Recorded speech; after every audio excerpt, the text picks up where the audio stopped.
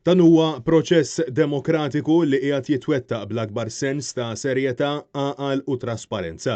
Hekk sostna s-Segretarju Ġenerali Francis Zammid Dimek waqt intervista tnejn wara nofsinhar fuq Net FM fejn spjega li dan il-proċess huwa miftuħ għal aktar minn 20,000 tesserat fih dan il-Partit Nazzjonalista u qal illi l-parteċipazzjoni fil-proċess ta' elezzjoni ta' kap tal-partit mhux biss huwa dritt tagħhom iżda dovere. Francis Zammid Dimek spjega li l-jum tal-elezzjoni 3 ta' Ottubru tħabbar skont l-istatut tal-Partit Nazzjonalista wara illi l-Kummissjoni Elettorali rċevit littra mill-Kummissjoni Kandidati fejn informat li l-kandidati prospettivi għal kap tal-Partit Nazzjonalista Dr. Adrian Delija u Dr. Bernard Grek huma eligibbli sabiex jikkontestaw din l-elezzjoni.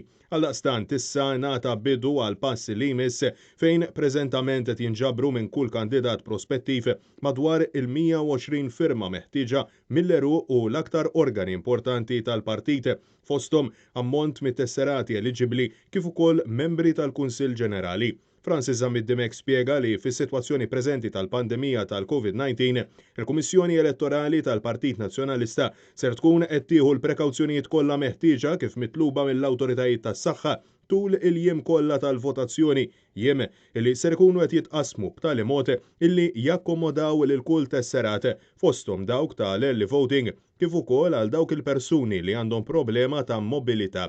Mistoqsi minnu eligibbli li jivvota f'din l-elezzjoni, is-Segretarju Ġenerali spjega li persuna trid tkun tesserata għal sentejn sħaħ konsekuttivi u kalendarji apparti din is-sena.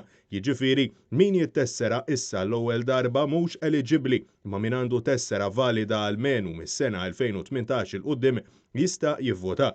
U finalment irringrazzja lil volontiera kollha li kuljum jagħtu l-ħin u l-enerġija tagħhom għall Partit Nazzjonalista sabiex dan il-proċess jintemm b'suċċess. Francis Zammid Dimek enfasizza li l-Partit Laburista m'għandu ebda dritt jindaħal f'dan il-proċess li jrid jibqa' l-proċess ta' tesserati tal-Partit Nazzjonalista.